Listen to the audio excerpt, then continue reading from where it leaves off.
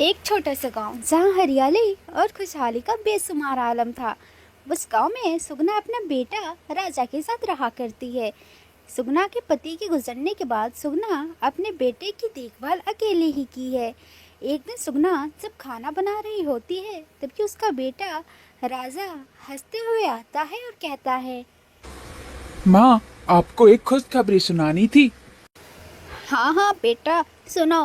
क्या बात है? आज तो मेरा राजा बेटा बहुत खुश लग रहा है। हाँ माँ, मुझे शहर में नौकरी मिल गई है, इसलिए मैं आज बहुत बहुत बहुत खुश हूँ माँ। अरे हाँ बेटा, ये तो बड़ी खुशी की बात है।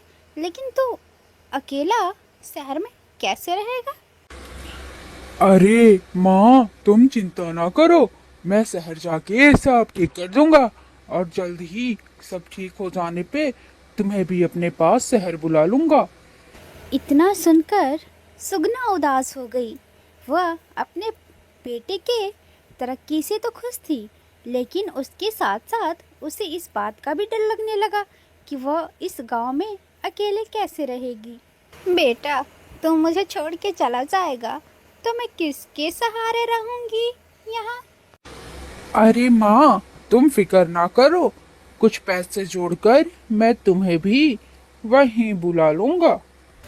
कुछ दिन बाद राजा शहर चला जाता है। वहाँ उसने एक छोटा सा किराए पे कमरा लिया और जल्द ही अपना नौकरी शुरू कर दी। वह खूब मेहनत करता और अपने मेहनत और लगन से नौकरी करता और हर हफ्ते अपनी माँ से मिलने गांव आता और कुछ पैसे खर्च के लिए भी दे जाता था। बस ऐसे ही दिन गुजरता रहा। एक दिन सुगना के घर में एक पति पत्नी आए। वे शहर से आए थे और उनके कपड़ों से रईसी की झलक आ रही थी। बहन जी, हमने आपके लड़के को देखा है और हम इस सोच रहे हैं कि अपनी बेटी राधा की शादी आपके बेटे से कर दें। हाँ बहन जी, हमारी बेटी बहुत सुंदर है। हम आपको बहुत सारा दहेज भी देंगे बहन जी। देखिए बहन जी, आप तो पैसे और दहेज की बात मत कीजिए। आप इतने पैसे वाले और हम इतने गरीब हैं, हमारी और आपकी कैसे निभ पाएगी बहन जी? यह सुनकर पति ने जवाब दिया, बहन जी, आप चिंता ना करें, यहाँ आने से पहले हमने आपके बारे में सब पता कर लिया है। लड़का हमें बहुत पसंद है, बस आप अपना राय बता दीजिएगा। उनके जाने के बाद सुगना ने राजा से बात की और राजा ने शादी के लिए हामी भर दी। शादी की तैयारियां शुरू हुई और सुगना ने अपने रीति रिवाजों के साथ रिश्तेदार और पड़ोसियों की मदद से एकदम सादा शादी की। सुगना की आंखों में खुशी की चमक थी। उसने राजा को आशीर्वाद देते हुए कहा, बेटा, अपनी गृहस्थी को प्यार और सम्मान से चलाना। फिर क्या था, शादी हुई और राधा अपने ससुराल आ जाती है। शुरुआती दिन तो बहुत अच्छे थे और सुगना भी उसे अपनी बेटी की तरह मानती थी। धीरे धीरे वक्त गुजरा। जैसे जैसे वक्त गुजरने लगे, राधा को गांव की जिंदगी बिल्कुल पसंद नहीं थी। वे शहर में पली बड़ी थी। वहाँ हर चीज़ की सुविधा उपलब्ध थी, जैसे बिजली, पानी, अन्य अनेक चीज़ों की।